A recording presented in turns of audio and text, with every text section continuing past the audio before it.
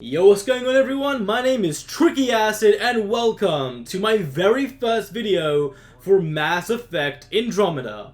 Before we get started, for those of you already subscribed, you're aware I make Titanfall 2 videos. However, I'd like to bring in Mass Effect Andromeda as a second core game for the channel. I think this will be a great way to expand this amazing community. There are tons of Mass Effect fans out there as well as Titanfall 2 fans, and so I'll be producing great content for both games, Titanfall 2 and Mass Effect Andromeda, especially once the game has been released. Thank you for all the support you guys have given, so I really hope you all enjoyed this video. With all that said, let's get right to the vid. Here are 10 things that we know about Mass Effect Andromeda.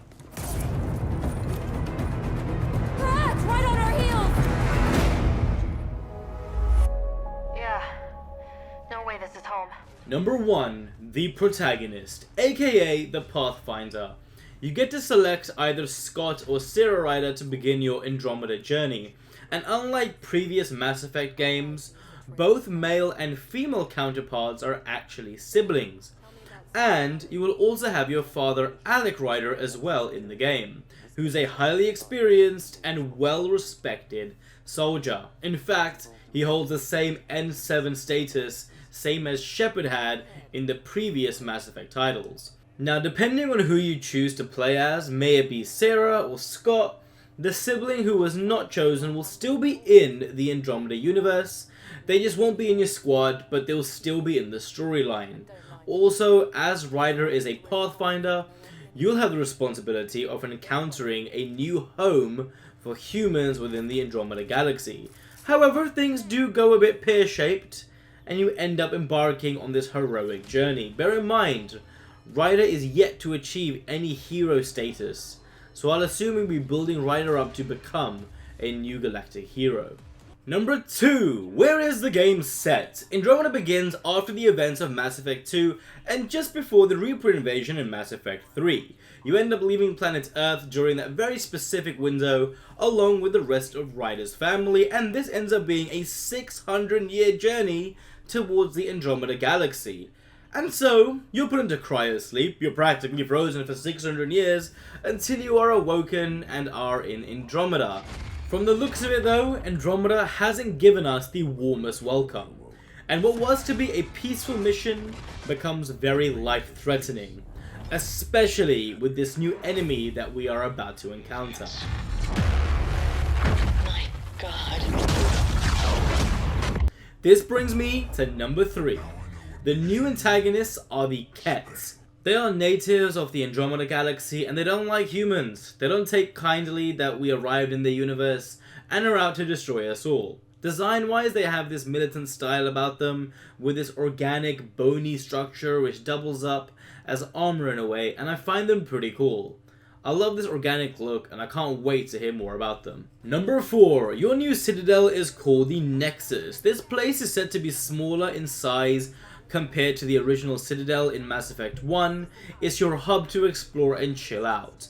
I mean, we all need a break from combat or being eaten alive, so maybe chill back here and grab some gear, or encounter new people and get involved with some cool missions.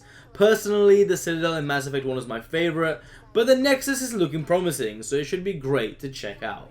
Number 5. Your brand new ship is called the Tempest, the fastest and most streamlined ship around. It's nice that we've moved on from the Normandy and now we've got a whole new upgrade. This ship seems a lot bigger in comparison to what the Normandy had.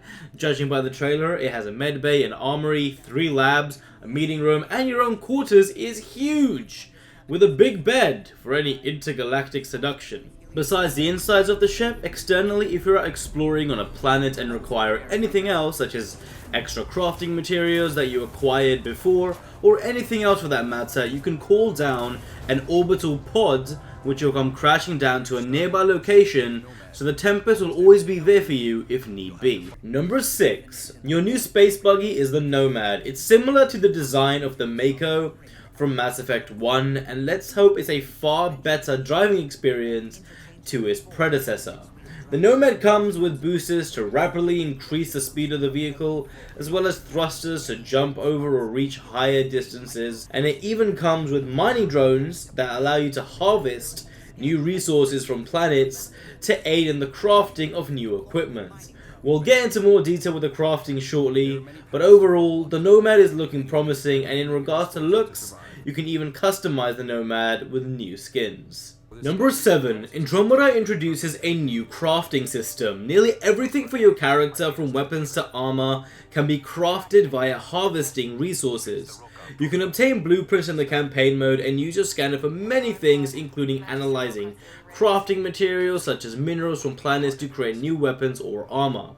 Another method in harvesting crafting materials can be done via the Nomad's mining drones.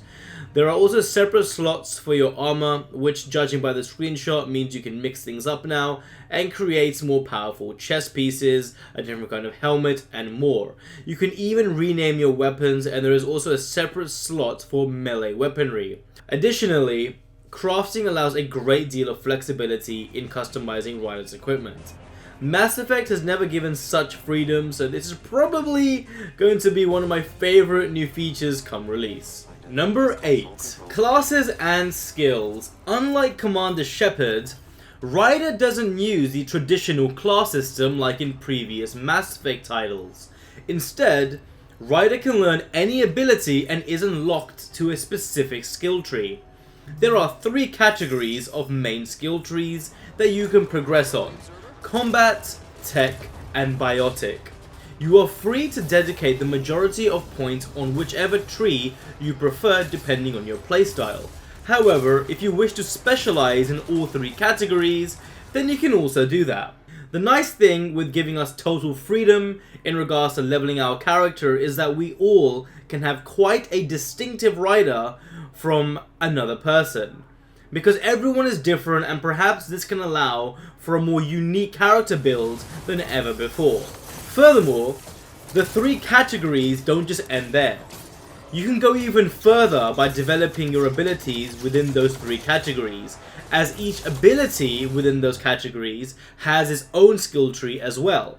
So the leveling system has been expanded with greater complexity, however in a good way, meaning you can really refine certain abilities more so than you ever could.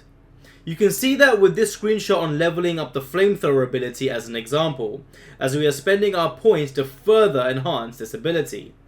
Also, you'll be able to respec Ryder's ability if the situation ever arises. In fact, the game provides you with a reason for resetting your talent points on your character, so you can always mix things up and try out different playstyles within the same playthrough. When it comes to leveling your squad mates, however, they will not have a broad leveling system as Ryder. Instead, they are assigned to their respected class for you to work with.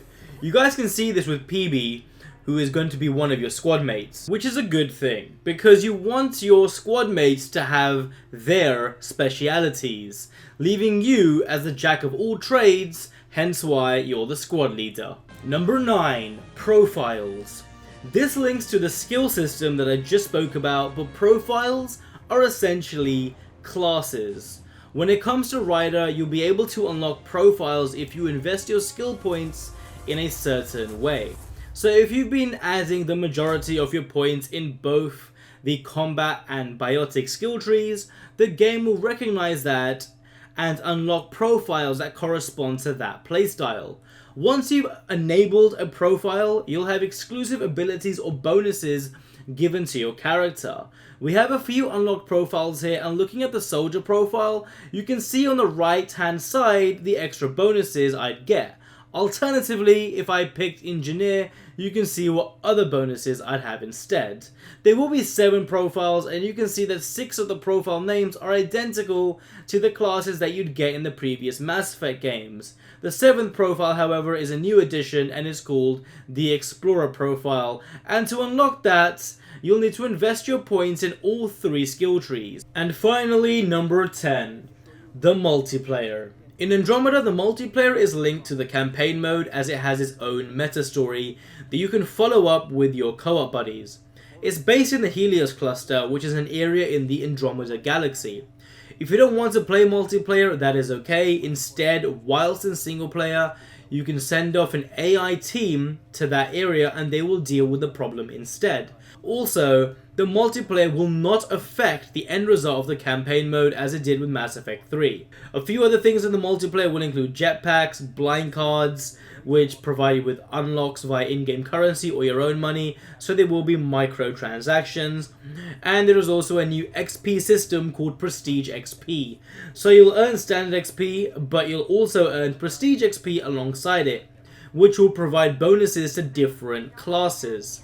So you'll earn rewards such as if you're tanking, then tanks will earn extra bonuses via the Prestige XP, which will unlock extra health, for example. Once I get the game, I'd like to go first hand at taking a better look at this Prestige XP system, on how it works, but that's it guys!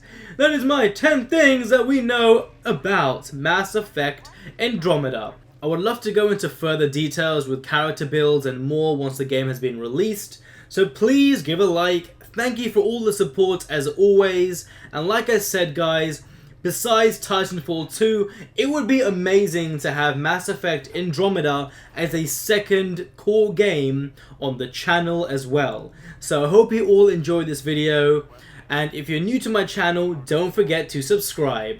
Thank you for watching, and I'll catch you all next time.